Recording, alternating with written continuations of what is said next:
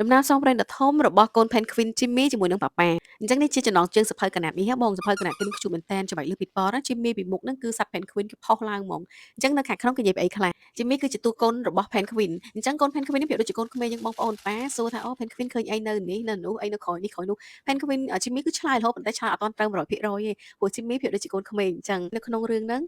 តួអង្គរបស់សត្វក៏គេចេញមកណែនាំខ្លួនរបស់គេដែរតែប៉ាម៉ាក់ពេលមើលមួយអូនអាចបញ្យល់អូនបន្ថែមបានអាចលើកដាក់សម្លេងបន្ថែមបានណាអញ្ចឹងទំព័រដែលមានកន្លែងសัตว์បាំងហ្នឹងគឺគេដាក់ឲ្យសម្រាប់ប៉ាម៉ាក់ទាញឲ្យកូនមើលក៏បានកូនទាញមើលខ្លួនឯងក៏បានសកម្មភាពក្នុងសៀវភៅកណ្ដាលហ្នឹងគេហៅ built in activity មានសកម្មភាពលេងនៅលើទំព័រសៀវភៅបែបហ្នឹងអញ្ចឹងសៀវភៅនេះគឺប៉ាម៉ាក់អាចប្រើជាមួយកូនបានហ្មងណាយើងសួរនាំកូនយើងបណ្ដោយឲ្យកូនបើកក៏បានយើងបើកខ្លួនឯងឲ្យកូនក៏បានប៉ុន្តែរាល់សកម្មភាពត្រូវមានភាពសប្បាយរីករាយទះដៃលើកទឹកចិត្តសកម្មភាពទាំងអស់ហ្នឹងធ្វើឲ្យក្មេងៗគាត់សប្បាយក្នុងការមើលសៀវភៅមួយក្បាលហ្នឹងមែនតើហើយសៀវភៅនេះបើសិនជាអូនមើលអូនចង់ទាញចង់ញីចង់ញប់ក៏វាអត់មានលះហែកដាច់ទៅណាដែរបងណាអូនដាក់មាត់ក៏អត់អីដែរសំខាន់បងបោកគក់បានធម្មតាហើយកន្លែងដែល Jimmy ហើយប៉ាប៉ាធ្វើដំណើរផ្សងព្រេងគឺខុសគ្នាទាំងអស់ទាំងសត្វដែល Jimmy ជួបក៏ខុសគ្នាដែរអញ្ចឹងសៀវភៅមួយក្បាលនេះគឺមានគ្រប់មុខតែម្ដងហើយបងប្អូនអាចមើលបានណាទំហំគឺអត់ឲ្យខកចិត្តអត់ឲ្យខកបំណងជាមួយ Library កន្លះនេះទេធានាជូនគុណភាពសុវត្ថិភាពស្អាតសៀវភៅកណាត់មួយនេះក៏ប្រភេទរឿងដែរហើយមានសកម្មភាពលេងនៅខាងក្នុងពីមុខគេនឹងច្បាច់លើពី2ដែរបង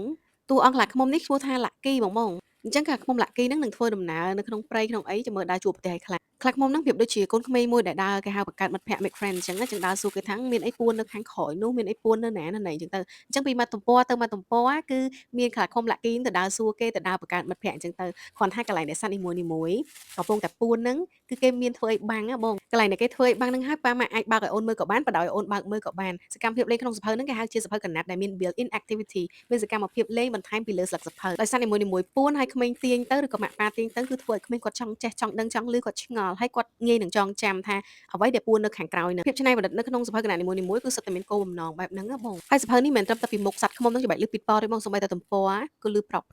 ដែរហើយក្មេងៗចូលចិត្តមែនទែនសលេងបែបហ្នឹងហើយពីមួយទំព័រទៅមួយទំព័រគឺអូនបានអត់ពិសោធន៍ថ្មីៗរហូតដោយសារហេតុអីមានរូបភាពសត្វថ្មីៗខុសពីគ្នាហើយមានគេហៅថា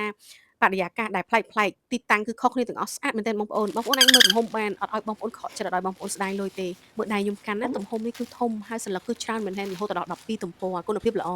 សៀវភៅកណាត់ដែលប្លែកគុណភាពល្អហើយសុវត្ថិភាពបងប្អូនគុំរំលងពេកខ្ញុំឲ្យសោះដោយសៀវភៅមួយនេះចឹងណាបងលក្ខណៈជាសៀវភៅកណាត់តែគេផុសឧត្តមរ័យពីលើធំមែនទែនហើយខាងក្នុងគេហ្នឹងជាលក្ខណៈរឿងហើយមានរៀនពាក្យដែរហើយការឆ្លើយឆ្លងគ្នាហើយមានសកម្មភាពលេងគេហៅសៀវភៅកណាត់ដែលមាន built in activity built in activity ឡើងហ្នឹងគឺគេមានសកម្មភាពឲ្យក្មេងទាញមើលអ្វីដែលនៅពួនខាងក្រោយហ្នឹងបានហើយក្មេងៗគឺចង់ដឹងចង់ចេះមែនទែនឆ្ងល់ណាយើងទាញឲ្យមើលអញ្ចឹងឬក៏គាត់ទាញខ្លួនឯងគាត់សប្បាយចិត្តមែនទែនអ្វីដែលកាន់តែពិសេសហ្នឹងគឺសៀវភៅនេះមានទំហំធំបងប្អូនហើយទំព័រគឺច្រើន12ទំព័រច្រើនហើយមានតួអង្គដំរីឈ្មោះហាករបស់គេហ្នឹងគឺដូចកូនក្មេងអញ្ចឹងដើរសួស្ដីបង្កើតមិត្តភក្តិសួរនាំគេអ្នកណាពួននៅណានៅណីអញ្ចឹងទៅសៀវភៅនេះពីមួយទីតាំងទៅមួយទីតាំងគឺមានរូបភាពខុសគ្នាដោយសារទីតាំងខុសគ្នាសត្វដែលជាដៃគូសន្ទនារបស់ដំរីហាកហ្នឹងក៏ខុសគ្នាដែរអញ្ចឹងសៀវភៅហ្នឹងមិនមែនធម្មតារូបរាងស្អាតគុណភាពសុវត្ថិភាពទេនៅខាងមុខគេមុនហ្នឹងកន្លែងដំរីក៏ច្បាច់លើពីតដែរហ្មងហើយខាងក្នុងនេះគឺលើប្រោកសលេងថង់វាថង់ណាចាំមិនថាសម្រាប់ប៉ាម៉ាក់ដែលចង់បានសៀវភៅកណាត់ប្លែកៗគុណភាពល្អកុំភ្លេចពេកខ្ញុំអូខ្ញុំយកមកច្រើនមែនតើនេះខ្ញុំលើកឲ្យមើលជាក់ស្ដែងណាទំហំបងអាចមើលបានខ្ញុំជាមនុស្សធំម្នាក់មាននាងធំដែរខ្ញុំកាន់សៀវភៅឲ្យបងមើលផ្ទាល់ហ្មង